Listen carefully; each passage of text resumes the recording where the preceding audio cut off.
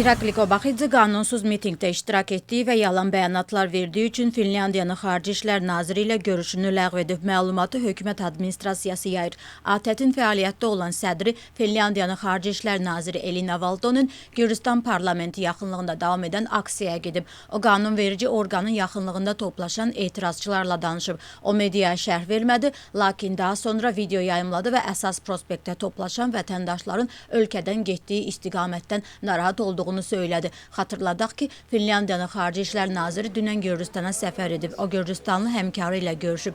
Kütləvi informasiya vasitələrinin nümayəndələri üçün birgə mətbuat konfransı keçirib. Elina Valtonen Gürcüstana Ermənistandan gəlib və oradan Azərbaycana gedəcək.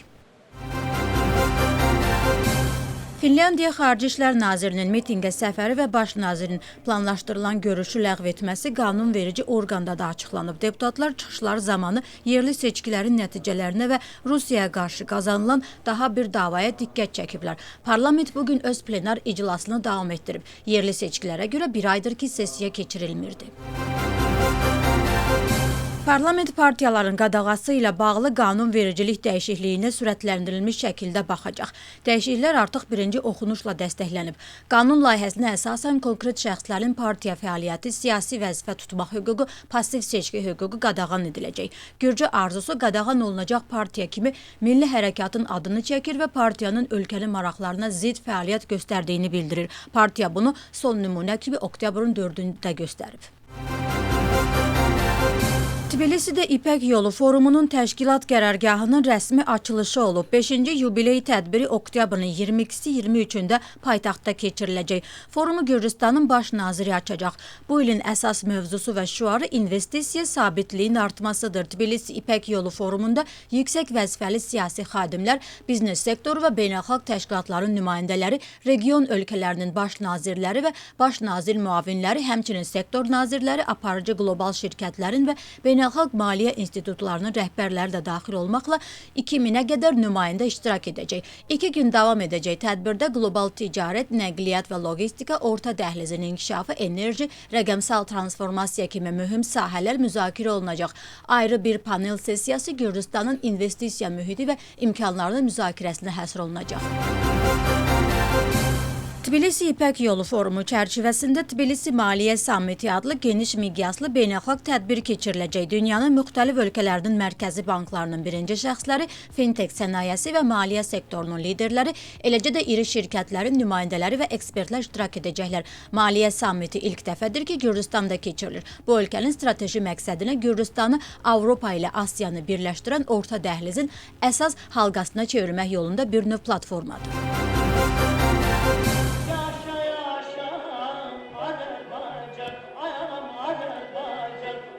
Tbilisidə Şota Rustaveli adına Milli Teatrda Cavid Zeynallının əsəri əsasında hazırlanan Şükriyyə tamaşası nümayiş olundu. 2 hissədən ibarət olan dram Azərbaycan Respublikasının əməkdar incəsənət xadimi Bəhram Osmanovun quruluşunda səhnələşdirilib. Bugün deməli Akademik Dram Teatrı ilə Tiflis Akademik Dram Teatrı arasında bağlanan 3 illik memorandum əsasında bizim kiçik bir neçə günlük qaçırıl səfərimiz başlanıb və biz bu tamaşaya teatrın rəhbərindən belə qərara gəldik ki, gənc dramaturq Cavid Zeynalının Şükriyyə əsəri ilə gələk. Bizim yaxın zamanlarda olan premyeralarımızdan biridir. Eyni zamanda bu böyük Əhməd Cavadın taleyindən həsr olunsa da, amma onun həyat yoldaşı Batumda böyük boya başa çatmış, Batumda Əhməd Cavadla tanış olmuş Şükriyyədir. Və onun belə deyək, ilk vaxtlar gözəl, amma sonradan məşəqqətli məhəbbətinin tarixçəsidir. Şükriyyə tarixi bir qəhrəmandır, tarixi bir obrazdır, 86 il ömür sürüb, amma onun 8 il yarımını Qazaxıstan sürgünlüyündə olub. Məhəbbətin qurbanı olmuş xanımlardan biridir. Tamaşa çox maraqla qarşılanıb tamaşaçılar tərəfindən. İnanırıq ki, Gürcüstanda yaşayan həm Gürcü, həm Azərbaycan teatr sevənlərinin də xoşuna gələcək. Çünki bu unudulmayan bir tarixdir. Bu xanımların çəkdiyi əzab, əziyyət, sevgilərinə görə həmişə məşəqqətlə xatırlanır. Bu tamaşanın sosial tərəfi də var, nə olur olsun. hansı siyasi quruluşu olsun, məhəbbət deyilən bir varlıq ki, insana verilir, bu heç bir zaman tapdanmamalıdır. Və bu tamaşada mənlə bərabər Azərbaycan teatrının çox böyük aktyorları zəhmət çəkiblər, xalq artistləri Nurəddin Mehdixanlı, Ərinur, əməkdar artistlər Vəfa Rzayeva, Mehriban Xanlarova, Münəvvər Əliyeva və başqa aktyorlar, amma əsasən xanım aktyorlar burada çoxluq təşkil edir. Cavid Zeynalının eyni adlı əsəri əsasında hazırlanmış tamaşa şair Əhməd Cavadın həyat yoldaşı Şükriyə Axundzadənin taleyindən bəhs edir. Əsərdə 1937-ci il repressiyaları dövründə qadınların yaşadıkları çətinliklər təsvir olunur. Tamaşada Azərbaycanın tanınmış sənətçiləri, xalq və əməkdar artistləri çıxış edirlər. Bu günlərim Gürcüstanda, burada Şükriyə tamaşasını oynayırıq və Şükriyə obrazında mən canlandırıram.